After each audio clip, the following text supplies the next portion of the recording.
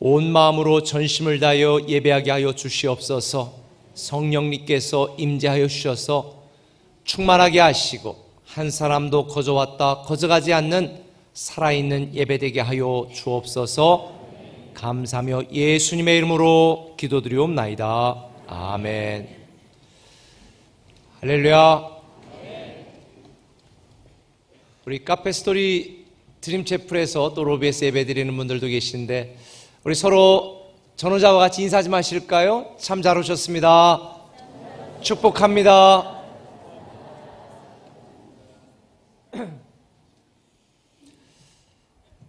우리가 지금 계속해서 민수기 말씀을 묵상하고 있는데 오늘 우리가 함께 나눌 말씀은 민수기 11장 1절에서 9절까지의 말씀입니다. 번갈아가면서 교독으로 읽습니다. 제가 먼저 읽겠습니다. 여호와께서 들으시기에 백성이 악한 말로 원망하매 여호와께서 들으시고 진노하사 여호와의 불을 그들 중에 붙여서 진영 끝을 사르게 하시매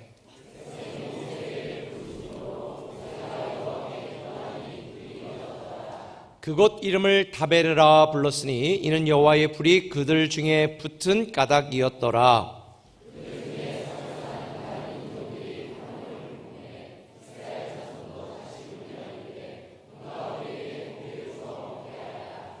우리가 애굽에 있을 때에는 값없이 생선과 오이와 참외와 부추와 파와 마늘들을 먹을 것이 생각나거늘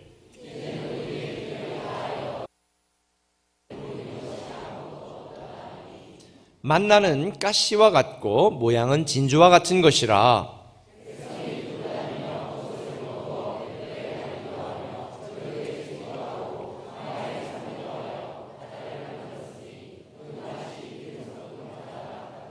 다 함께 밤에 아멘. 오래전에 한 목사님에게 전해 들은 이야기인데요, 자기 교회에 만두를 빚어서 판매하는 한 권사님이 계셨대요.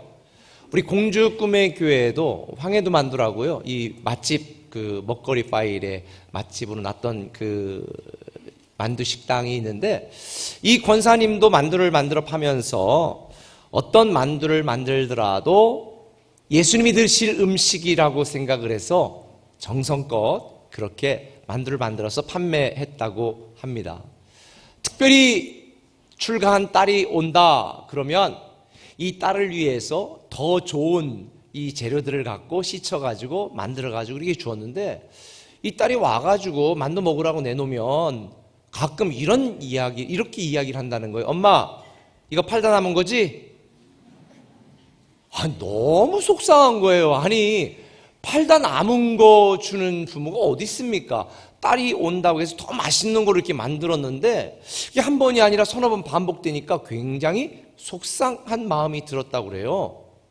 뭐 여러분들은 아직 젊은 분들이 많으니까 뭐 딸이 출가하거나 이런 분들은 없겠지만 뭐 혹시 그런 분들이 있다면 출가한 딸이 올 때에 유통기한 지난 우유나 뭐 이거 막 처분해요? 그때 막 이렇게 해가지고 빨리 그때 치워야 되겠다, 이런 부모는 아마 없으리라 생각을 합니다.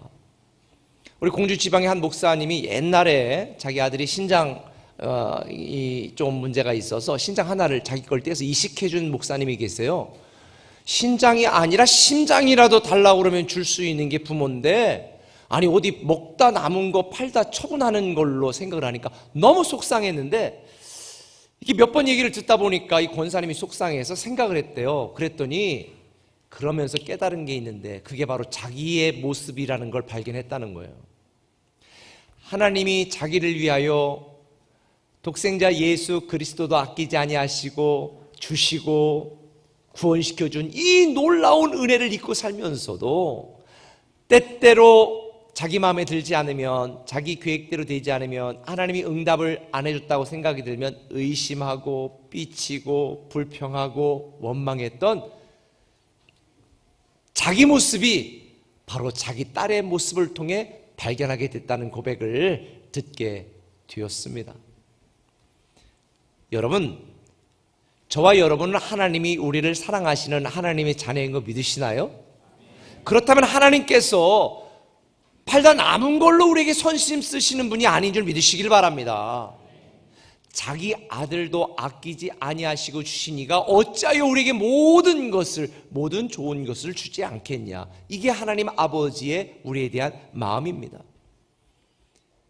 신앙생활 하면서도 때때로 하나님이 이해되지 않을 때도 있고, 때때로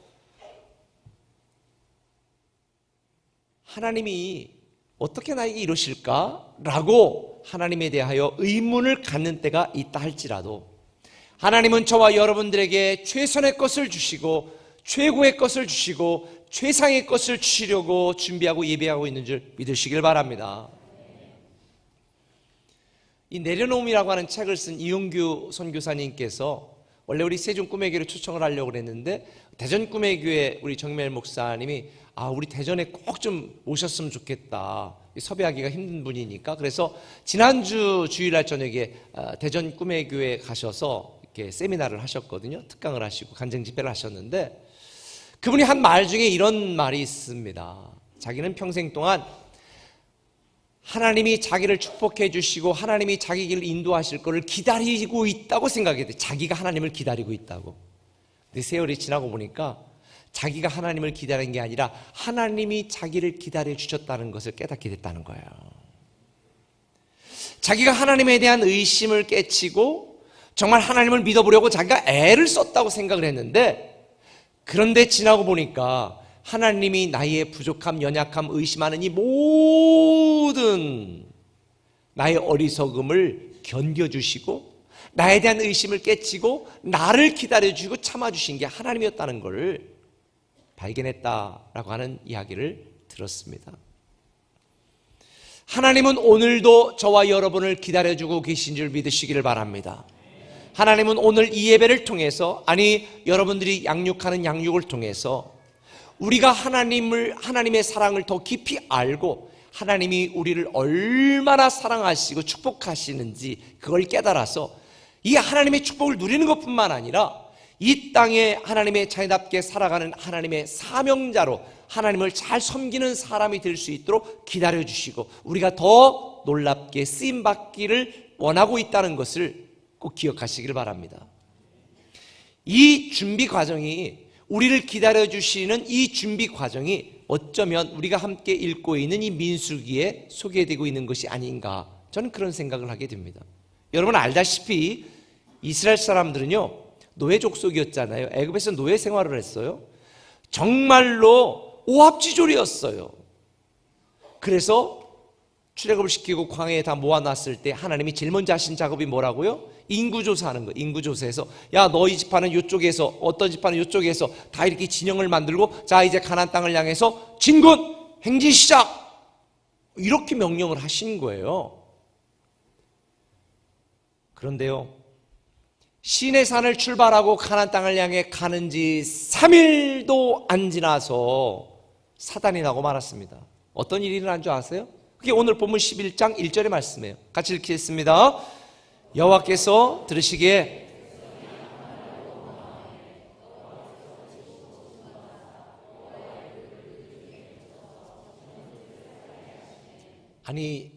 이제 하나님이 다 진영을 맞추고 하나님의 군대로 조직을 한 다음에 이제 하나님의 군대가 되어서 가나안 땅을 향해 진군하라고 명령하시고 시작한 지 3일도 안 돼서 이스라엘 백성들이 불평하고 원망하는 거예요. 무슨 말로? 악한 말로. 여기서 악한 말이라고 하는 것은 히브리어 원어의 뜻으로 무가치하다, 남을 해치다, 이런 뜻을 갖고 있거든요. 그들이 악한 말로 하나님께 불평하고 원망함으로 이스라엘 백성들은 하나님의 불로 심판을 당하고 많은 사람들이 죽임을 당하고 말았습니다. 전 이걸 통해 깨닫는 거예요.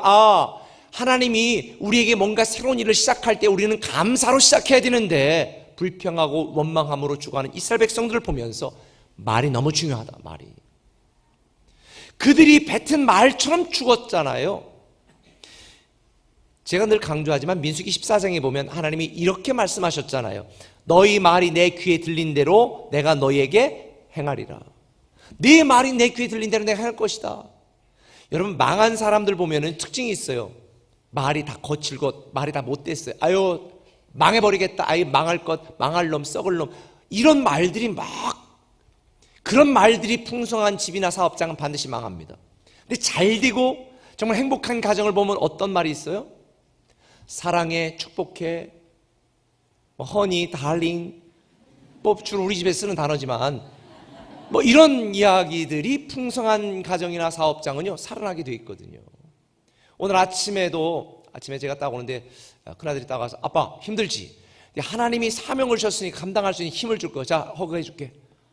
그러고 이제 허그를 딱 하고 힘내자 그렇지 이러고 제가 아침에 이제 출발을 했거든요. 이게 되는 집이니까 그런 거죠.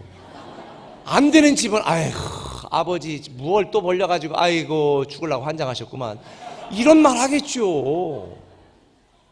말이 너무 중요해. 근데 이스라엘 백성들이 그렇게 말을 했단 말이야. 악한 말을. 그래서 이 잠언 18장 21절에 보면 사람이 죽고 사는 게 뭐의 권세에 달렸다? 혀의 권세에 달린 거예요. 혀에. 그런데요 이 본문에 보면 이스라엘 백성들이 이렇게 불평하고 원망하고 이런 말을 하게 된 이유가 있어요. 4절에 보니까 같이 읽습니다. 그들 중에 섞여 사는 다른 인종들이 탐욕을 품음에 이스라엘 자손도 다시 울며 이르되 누가 우리에게 고기를 주어 먹게 할 것이냐. 섞여 살았던 다른 인종들, 이스라엘 백성들이 출애굽할 때 여러 가지 이유로 함께 나왔던 잡다한 중족들이 있는데 이들이 탐욕을 품은 거예요. 그리고 하나님이 새로운 역사를 시작한 지 3일도 안 돼서 여기저기서 섞여 사는 무리들이 불평하고 원망하니까 이스라엘 백성들이 그들의 말을 듣고 같이 울면서 원망하고 불평한 거예요. 오늘날 교회 안에도 섞여 사는 무리들이 있잖아요. 믿음이 없거나 비판적인 사람들도 있습니다. 근데 여러분 이거 아세요? 믿음의 말, 긍정의 말, 축복의 말 이런 사람들하고 가까이 해야지 섞여 사는 무리들의 불평과 원망, 탐욕으로 말하는 그들의 말에 귀를 기울이는 순간 함께 죽습니다. 우리는 섞여 사는 무리들의 말을 듣는 것이 아니라 살아계신 하나님, 우리를 가나안 땅으로 인도하시는 하나님의 말씀을 들어야 됩니다. 할렐루야. 그 하나님이 뭐라고 말씀하세요? 데살로니가전서 5장 18절에 이렇게 말씀합니다. 같이 읽습니다. 범사에 감사라. 이는 그리스도 예수 안에서 너희를 향하신. 우리 교회 성도들이 저에게 그런 질문들을 많이 해요. 목사님, 저를 이 세종시 아무도 연고 없는데 오게 하는 하나님의 뜻이 뭘까요? 하나님이 저를 어떻게 쓰시고 뭘 기대하시는지 그 뜻이 궁금해요. 여러분 다 세종시장에 출마하는 게 하나님의 뜻이 아니에요. 다 여러분들이 뭔가 큰일 이루는 게 하나님의 뜻이 아니에요. 정말 중요한 가장 기본적인 것은 범사에 감사하는 거예요. 범사에 감사하는 것이 너를 향한 하나님의 뜻이다. 감사가 다시 시작하게 합니다. 불평하고 원망하고 분노를 가진 채로 다시 시작할 수는 없거든요. 감사가 다시 시작하게 하는 힘인 줄 믿으시길 바랍니다. 그렇다면 저는 오늘 본문을 통해서 이 불평하고 원망하는 이스라엘 백성들의 모습 속에서 어떻게 우리는 감사할 수 있을까? 이 감사에 대한 정의를 다시 한번 제가 묵상을 해보았는데, 감사가 뭐냐? 한번 따라해 볼까요? 하나님이 주신 것에 만족하는 마음. 하나님이 주신 것에 만족하는 마음이 감사예요. 본래 우리에게는요 가진 게 하나도 없었어요. 다 누구 거예요? 천지 만물이 다 누구 거다? 하나님의 거다. 애들 키우다 보면 엄마 한 입만 하면 싫어 내 거야.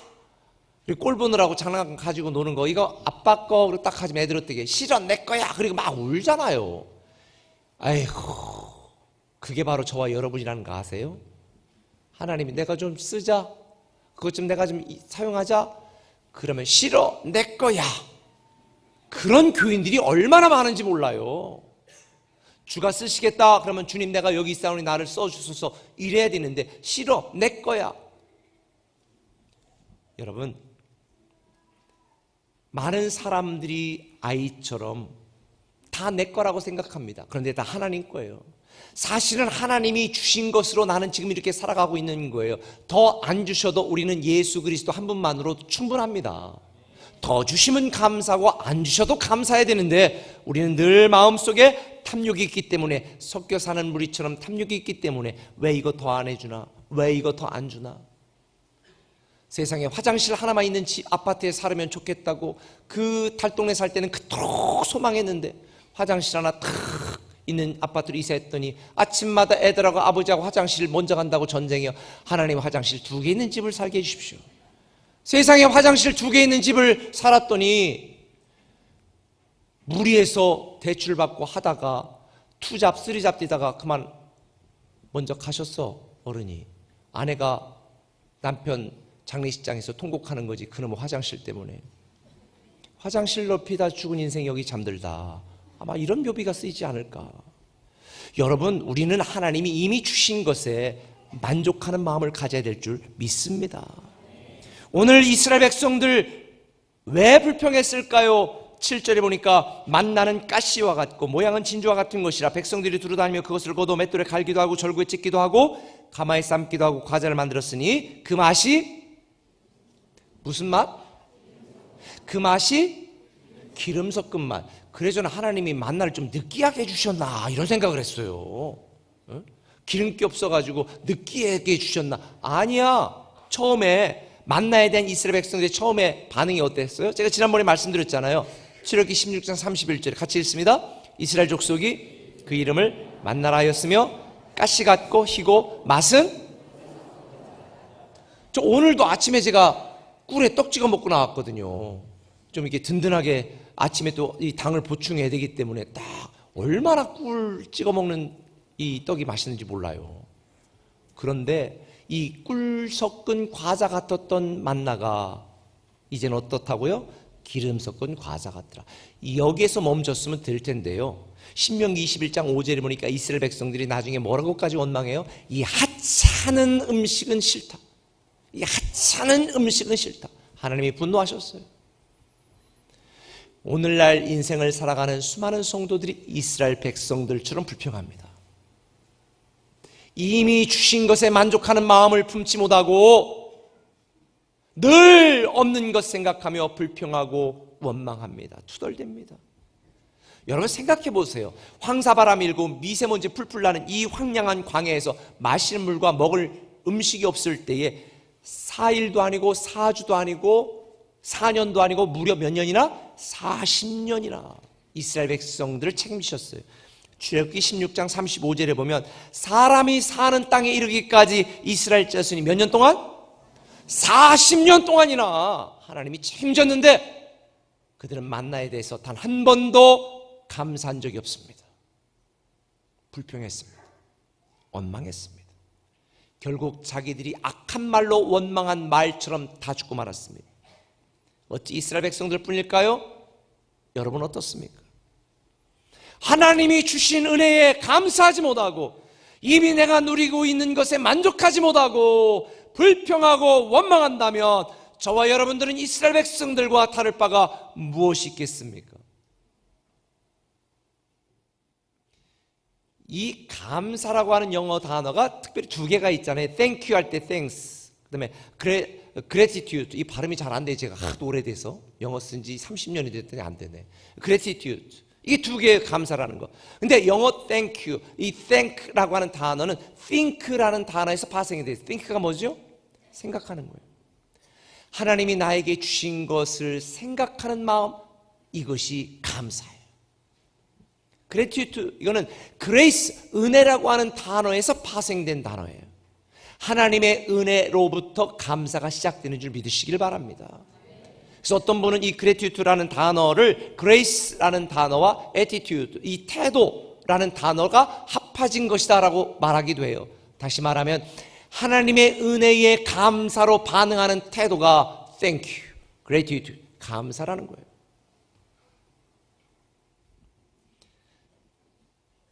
감사는요, 하나님에 대한 우리의 태도예요. 그래서 디모데전서 6장 6절에 보면 하나님은 가진 것으로 너희들이 받은 것으로 누리는 것으로 자족하라. 하나님이 주신 것에 만족하는 마음을 가지라는 거예요. 이스라엘 백성들이 광야에서 왜 죽었을까요? 뱀에 물려 죽었나요? 불에 타 죽었나요? 굶주려 죽었나요? 아니에요. 불평하고 원망하다 죽었습니다. 그건 죽는 방법의 차이일 뿐. 여러분 망하는 게요, 돈 못 벌어서 망하는 게 아니에요. 어떤 면에서는 불평하고 원망하고 감사하는 마음이 없기 때문에 망하는 거예요. 저는 이 민수기를 연구를 해보면서 하나님이 왜 인구조사를 했는지 이해가 안 돼요. 제가 제일 못하는 게 수학이거든요. 그러니까 성경 읽다 보면 레위기 읽기 싫잖아요. 막 무슨 아이고 우리 별로 관심도 없어 보이는데 언젠가 레위기 오면 제가 또 말씀을 드릴게요. 그다음에 민수기 재미없잖아요. 몇 명이냐 무슨 몇 명이냐 이게 뭐가 중요한가 그러니까 막 넘어갔던 거거든요. 그런데 지금 말씀을 나눠야 되니까 지금 민수기 말씀을 묵상하고 또 읽으면서 이야, 하나님이 인구조사라고 한 것은 단지 조직을 하고 하나님의 군대로 만들어서 행진하는 데 도움을 주려고 하는 것뿐만 아니라 그 이면에 이스라엘 백성들에게 전하고 싶은 메시지가 있던 것을 깨달았어요. 자, 하나님이 아브라함을 불러 축복하실 때 뭐라고 약속하셨어요? 하늘의 별처럼 바다의 모래처럼 내 자손을 어떻게 하리라? 셀 수 없이 번성하게 하리라. 그런데 처음에 애굽에 들어갈 때 몇 명이 들어갔어요? 성경 좀 읽으세요. 몇 명이 들어갔어요? 한 70명 정도 남짓 들어갔는데 지금 400년이 흐른 다음에 지금 몇 명이 된 게 조사해 보니까 장정만 몇만 명? 60만 명. 애들까지 몇만 명? 200만 명. 얘들은 맨날 애만 만들었나 봐요. 실제로 얘들이 우리 정력이 딸린다 하나님 앞에 원망했잖아요. 이스라엘 백성들이. 그러니 하나님이 약속한 대로 얼마나 축복을 해 주어서 이렇게 인구를 셀 때마다 우리 지파가 이렇게 많아? 우리 민족이 이렇게 거대해졌네? 아이고 하나님 감사합니다. 하나님이 약속대로 하시는 분이군요. 이걸 깨달으라는 건데 인구조사하면서 받은 복에 대하여 감사하지 못한 거예요. 어떤 분은 연말정산 때 갈 때 깜짝 놀랐는데 아이고 내가 헌금 이렇게 많이 했나? 이게 감사해야 될 대목이지 놀랄 대목이에요? 참나 기가 막혀서. 아니 정산서 때 갈 때 아이고 하나님이 나를 이렇게 축복을 해주셨네요. 이래야지. 아이고 내가 많이 했네. 그게 누구 건데? 여러분 하나님이 이미 주신 것에 만족하는 마음을 가지시길 바랍니다. 이게 감사예요. 이런 감사가 여러분을 다시 시작하게 만들고 다시 일어서게 만들고 하나님의 큰 축복을 누리게 만드는 줄 믿으시면 아멘. 그래서 이 받은 복, 하나님이 주신 복을 깨달으라고 오늘 민수기의 숫자 세라는 거예요. 그래서 찬송가도 있잖아요. 받은 복을 세어 보아라 주의 크신 복을 내가 알리라. 여러분 오늘 가셔서 받은 복 세어보시기 바랍니다. 여러분이 받은 복을 세어보세요. 감사가 넘쳐야 됩니다. 그런데요, 우리 인생의 만족은 내 환경을 개선하거나 내가 원하는 걸 더 많이 가질 때 만족하지 않아요. 누구로? 하나님으로 만족하는 거예요. 그래서 고린도후서 3장 5절에 보면 이렇게 말합니다. 같이 읽습니다. 우리가 무슨 일이든지 우리에게 난 것 같이 스스로 만족할 것이 아니니 우리의 만족은 누구로부터? 하나님으로부터. 하나님으로부터. 그래서 주님 한 분만으로 만족해. 주님 한 분만으로. 그래서 이걸 깨달았던 욥, 견딜 수 없는 고통에 있었고 버틸 수 없이 힘겨운 상황 속에 있었던 욥이 뭐라고 고백해요? 이렇게 고백하는 거예요. 이게 저와 오늘 여러분의 고백이 되기를 바랍니다. 같이 읽습니다. 내가 모태에서 알몸으로 나왔사온즉 또한 알몸이 그리로 돌아가올지라 주시니도 여호와시요 거두시니도 여호와시니 여호와 이름이 찬송을 받으실지니이다 하고 이 모든 일에 욥이 범죄하지 아니하고. 그렇죠. 이게 저와 여러분의 고백이 되어야 될 줄 믿습니다. 하나님이 이미 우리에게 주신 것만으로도 만족하는 마음. 제가 몇 달 전에 추천도서에 있었던 황성주 박사가 쓴 절대 감사라는 책에 보면 그가 이렇게 고백하잖아요. 은총의 렌즈로 세상을 보니 모든 환경이 감사로 바뀌네. 사랑의 렌즈로 세상을 보니 모든 사람이 은인으로 바뀌네. 할렐루야. 남과 비교하면서 내가 가지지 못한 것 불평하고 원망하지 마시고 뇌성마비 시인 송명희 씨의 고백처럼 나 남이 가진 재물 없으나, 나 남이 가진 것 없으나 내게 가지고 있는 것 예수 그리스도 그분 한 분만으로 만족하고 이미 주신 복을 세어보며 만족하는 마음으로 감사하는 저와 여러분 되실 때에 다시 시작할 수 있게 되는 줄 믿으시면 아멘. 한 걸음 더 나가서 감사가 뭐냐? 이거예요. 하나님이 주실 것을 기대하는 믿음이에요. 한번 따라 합시다. 하나님이 주실 것을 기대하는 믿음. 하나님이 주실 것을 기대하는 믿음이에요. 오늘 본문에서 이스라엘 백성들이 불평하는 내용을 보세요. 뭐라고 불평했습니까? 5절에 시작. 우리가 애굽에 있을 때는 값없이 생선과 오이와 자매와 부추와 파와, 이제는 우리의 기력이 다하여 만나 외에는 보이는 게 아무것도 없다는 거예요. 아하, 보이는 것으로만 감사했던 이스라엘 백성들, 만나 외에 보이는 것이 없으니까 불평할 수밖에 없었어요. 여러분, 우리들 살면서 우리 환경을 보잖아요. 아이고, 다른 사람은 저렇게 큰 평수로 이사를 갔는데 나는 이게 뭔가. 여러분, 보이는 것으로 만족하는 사람은요, 그리스도인이 아니에요. 믿음이 뭘까요? 믿음이? 히브리서 11장 1절에 보면 믿음을 뭐라고 정의했습니까? 같이 읽습니다. 믿음은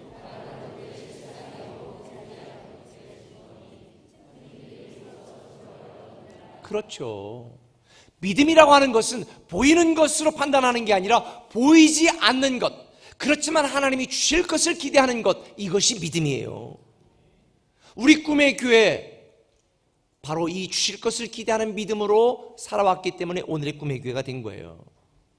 지금 당장 내 눈에 보이는 것은 답답하고 힘들고 괴롭고 어두운 인생일지 모르지만, 그러나 하나님이 내일 나에게 더 밝은 내일을 주실 거라고 하는 이 믿음, 이걸 기대하는 믿음이 저와 여러분들에게 오늘도 감사로 다시 시작할 수 있게 만드는 것입니다. 여러분에 대한 하나님의 뜻이 뭔 줄 아세요? 저는 평생 동안 결혼해서부터 지금까지 이 말씀 붙들고 살아왔는데 몇 번 소개했잖아요. 고린도전서 2장 9절 말씀 같이 했습니다. 하나님이 자기를 사랑하는 자들을 위하여 예비하신 모든 것은 눈으로도 보지 못하고 마음으로도 생각하지 못하고 귀로도 듣지 못하고 마음으로도 생각하지 못했던 일들이 일어나는 거예요. 요걸 5글자로 줄이면 뭐라고 그랬어요? 상상 그 이상. 요거를 한 글자로 줄이면 뭐로? 꿈. 그래서 꿈의 교회예요. 저는요, 꿈의 교회 다니는 꿈의 성도들이 이 꿈 같은 놀라운 일, 꿈 같은 하나님의 축복을 누리지 못하는 것은 꿈의 신앙을 갖지 못하고 있기 때문이라고 생각합니다. 꿈의 신앙이 뭘까요? 우리가 믿음으로 꿈을 꾸면 하나님이 이루시고 믿음으로 기도하면 하나님이 응답하신다는, 이게 꿈의 신앙이에요.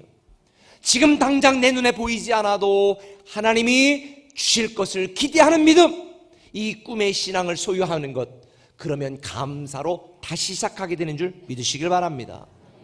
보이지 않지만, 현실은 보이지 않지만 하나님이 주실 것을 기대하는 이 꿈과 비전과 믿음 사이에 있는 이 믿음을 가지면 오늘 히브리서에 있는 것처럼 바라는 것들은 실상이 되고 보이지 않는 것들은 여러분 앞에 증거물로 탁 나타나게 될 줄 믿습니다.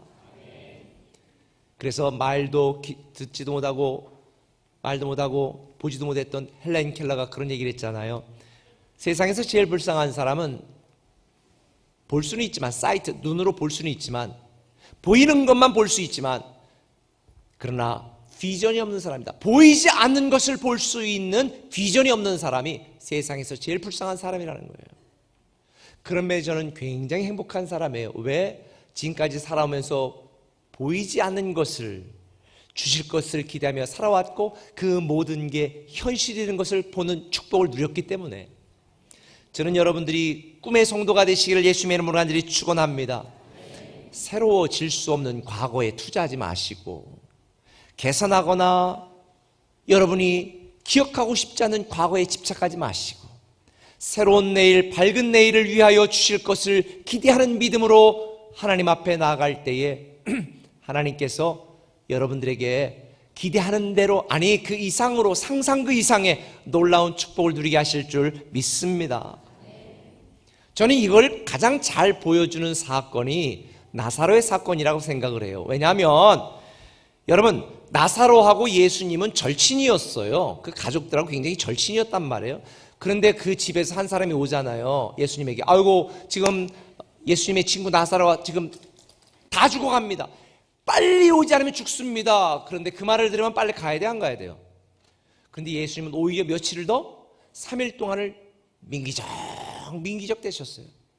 그리고 갔더니 요한복음 11장 39절에 가가지고 나사로 무덤 앞에 야, 돌 좀 옮겨놔 그랬더니 뭐라고 그래요? 마르다가 같이 읽을까요? 돌을 옮겨놓으라 하시니 죽은 자의 누이 마르다가 이르되 주여 죽은 자가 나으리되었으니 벌써 냄새납니다. 사실 마르다는 아니 우리라도 이 정도는 포기해야죠. 시신 썩어 냄새가 나고 살아있다면 모를까 뭐 아무런 희망이나 기대가 없죠. 이때 예수님은 다시 믿음을 요구하시는 거예요. 살아날 것을 기대하는 믿음을 요구하시는 거예요. 40절에 예수께서 이르시되 내 말이 내가 믿으면 하나님의 영광을 본다고 하지 않았느냐? 그러니까 마르다는 말씀대로 어떻게 했어요? 돌을 옮겼죠. 41절 같이 읽어볼까요? 시작. 돌을 옮겨오니 예수께서 눈을 들어 우러러보시고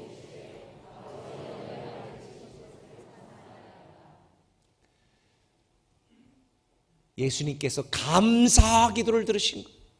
하나님, 내 기도를 아버지 들으신 것을 감사합니다. 나사로에 나와라 그랬더니 죽은 지 나흘 돼서 썩은 냄새나는 나사로가 살아나온 거예요. 아하, 주실 것을 기대하는 믿음대로 하나님은 행하신 거예요. 감사 기도가 능력입니다. 우리가 인생을 살면서 아마도 저와 여러분들의 상황 속에서 어떻게 숨이라도 붙어 있으면 해보겠지만 이미 죽어서 냄새가 나는 것처럼 여러분들이 감당할 수 없는 문제, 괴롭고 답답한 문제들이 있을지도 모릅니다. 그래서 포기해서 절망하고 실족한 분들도 있을지 모르겠습니다. 그런데 이거 아세요?